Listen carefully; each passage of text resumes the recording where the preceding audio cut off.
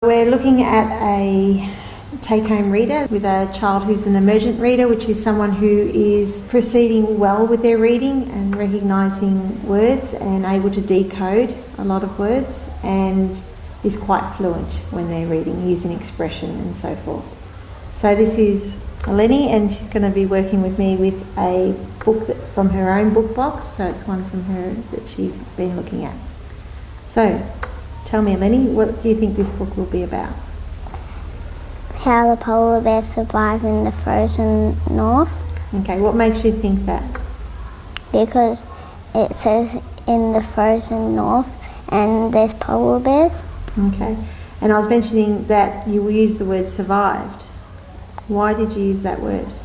Because I think that when they survive, it makes them stay alive and they don't die. Okay. Do you feel that anywhere in the title of this book might have the word survived? At the start. Okay. Now, do you think it says survived? No. Why? Because there's no D or E. Correct. So we need to work out what this title of the book is, don't we? So something to do with survived. What does it end in? What are those letters there? O-R-S. So what does that sound give you? Survivors. Survivors. So do you want to read the title for me now? Survivors in the frozen north. Okay. So we're looking to see whether you're correct in your prediction from the story. Okay. When you're reading with your child, it's always good to get those skills happening about predicting and what you think the book will be about, because that'll actually start with the language. Eleni didn't know what the survivors was in this title. She didn't know how to read that, but she used it in her general language. So she was able to use her knowledge of sounds to actually start that process of decoding. And it is really important because it actually gains an interest, gains that awareness of what the book might be heading and what kind of language we might be faced with within the text. Okay, do you want to start reading? We ask the children to turn the pages because it is a part of being the concepts about print. It's about learning what way a book opens and which direction we go in. Okay, off you go. Turn again. Chapter 1, 3 months old. Far away in the frozen north of the world, Emergent the polar bear cub poked his nose out of the tunnel in the snow. He turned... Okay, go back to the start of the sentence. What was that first word?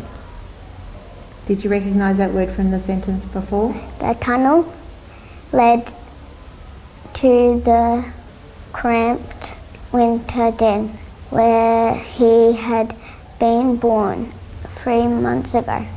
Okay, well done.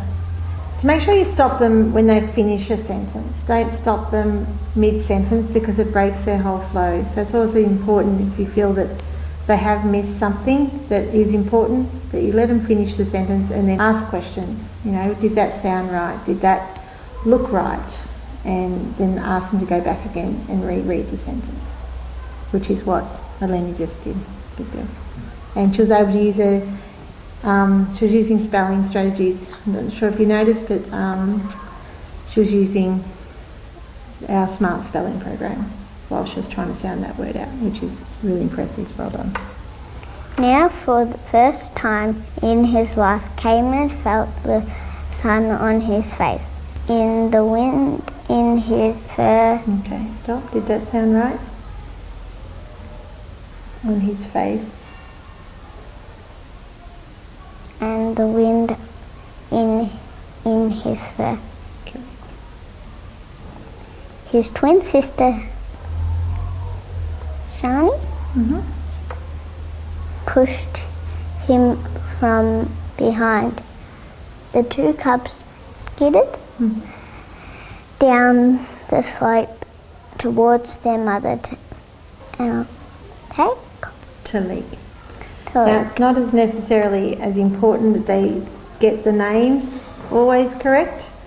Some names are quite difficult in text, so if they can have a go at it, and then it's okay to let them know that.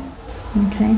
She had crawled her way out of the den a few minutes earlier. Good girl. Now I'm going to stop you again. What you read really sounded right. It made sense, and it could be crawling out. Perfect sense. But if we go back here, where you said crawled, can you have another look at that word? Crawled? Yeah. Why is that different? Why did I change that? What does crawled start with? What sounds do you hear? CR. Okay, and what's the sound of the word that we got there? Cobble. Good girl. Okay. Reading, sometimes they will read and it makes sense, perfect sense, and it's the flow on and it's fine. And you don't always have to stop them, but sometimes it's just important that they can go back and recognise that, oh, hang on, that's not a CR sound, that's actually CL. So my further on the text may affect the meaning, but right then it did make perfect sense. Eleni is reading really, really well and using her strategies for sounding out words. I would probably suggest maybe this is a little bit hard. Not hard in terms of her reading it, but just not allowing her to gain that fluency, which is what we are wanting in our readers. They want to be able to just read through it quite easily, the books that we take home. This would be a great text for her in a guided reading session. But for taking her home, it needs to be easy. It needs to be flowing. She should recognise most of the words with just a little bit of a challenge here and there, and very clear and easy for them to understand. And it's about enjoying it. And with this book, it's got 3 chapters, I believe, from the start of the page. 3 chapters. And it's quite wordy. And it's definitely not one I would expect for her to read in one night. I would read maybe 1 chapter a night, so could I even take 3 nights to read this text for Eleni, to gain that real understanding of what it's about and allow question time with them, allow to make sure that they're really understanding what they are reading. It's the questions that are really important at home as well as at school.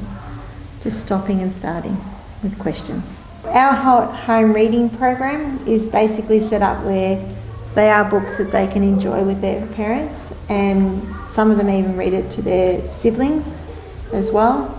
And each night they will write a comment on how they went on that book. Sometimes the comments come from the children, whether they found a new word that they didn't know, or they didn't like the book, it didn't make any sense to them, or it was a bit hard or a bit easy. So they are constantly reflecting on what they have read. And sometimes the parents may place comments in that section as well in their take-home reading log. And Lenny was taking 3 nights to read this. The same book will be written down for 3 nights and what pages that they have read, and then signed off at the end of the week and brought back into school each Monday for us. Just so we can monitor that they are reading at home, and if they are having any concerns or worries, or just basically loving reading, which is what we're aiming for. It's all meant to be for enjoyment.